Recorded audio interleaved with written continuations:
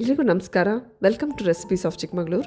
ಇವತ್ತಿನ ವಿಡಿಯೋದಲ್ಲಿ ತಿಂಡಿಗೆ ಈಸಿಯಾಗಿ ಮಾಡೋ ಅಂಥ ರವೆ ಇಡ್ಲಿ ರೆಸಿಪಿನ ನೋಡೋಣ.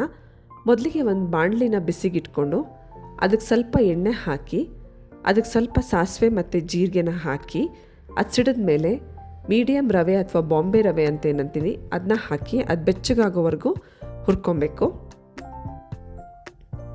ಈ ರವೆ ಇಡ್ಲಿನ ಈಸಿಯಾಗಿ ಮಾಡ್ಕೊಬೋದು. ಇದಕ್ಕೆ ನೆನೆಸೋದಿಲ್ಲ, ರುಬ್ಬೋದಿಲ್ಲ. ಬೆಳಿಗ್ಗೆ ಎದ್ಮೇಲೆ ಈಸಿಯಾಗಿ ಪ್ರಿಪೇರ್ ಮಾಡ್ಕೊಬೋದು.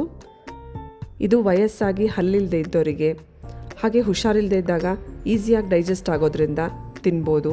ಹಾಗೆ ಮಕ್ಕಳಿಗೆ ಲಂಚ್ ಬಾಕ್ಸ್ ರೆಸಿಪಿನೂ ಹೌದು. ಇದು ಈ ರವೆ ಇಡ್ಲಿ ಮಧ್ಯಾಹ್ನದವರೆಗೂ ಚೆನ್ನಾಗೇ ಇರುತ್ತೆ.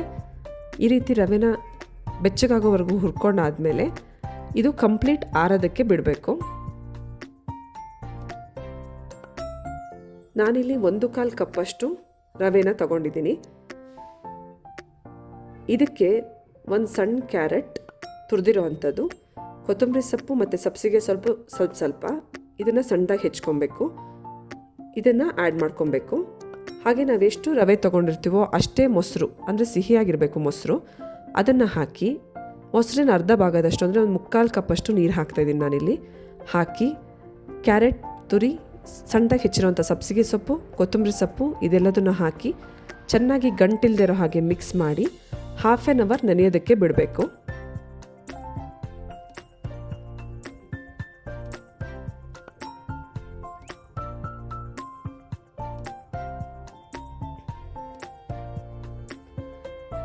ಅರ್ಧ ಗಂಟೆ ಆದಮೇಲೆ ಇದಕ್ಕೆ ರುಚಿಗೆ ತಕ್ಕಷ್ಟು ಉಪ್ಪು, ನಾನಿಲ್ಲಿ 1 ಟೀ ಸ್ಪೂನಷ್ಟು ಉಪ್ಪು ಹಾಕ್ತಾಯಿದ್ದೀನಿ.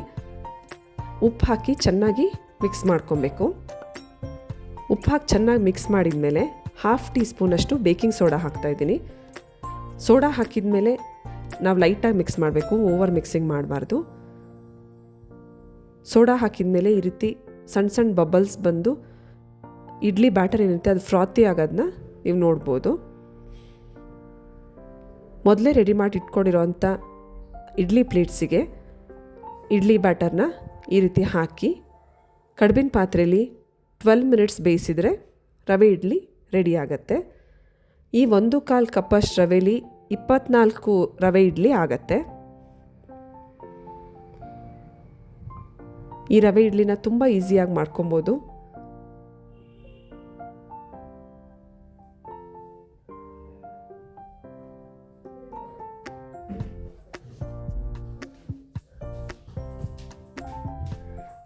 ಈ ರವೆ ಇಡ್ಲಿ ಕಾಯಿ ಚಟ್ನಿ ಮತ್ತು ತುಪ್ಪದ ಜೊತೆ ತುಂಬ ಒಳ್ಳೆ ಕಾಂಬಿನೇಷನ್.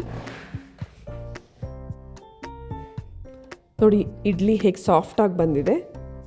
ಈ ರೆಸಿಪಿನ ಖಂಡಿತ ಟ್ರೈ ಮಾಡಿ. ಈ ರೆಸಿಪಿ ನಿಮಗೆ ಇಷ್ಟ ಆದರೆ ನಿಮ್ಮ ಫ್ರೆಂಡ್ಸ್ ಆ್ಯಂಡ್ ಫ್ಯಾಮಿಲಿ ಜೊತೆ ಶೇರ್ ಮಾಡಿ.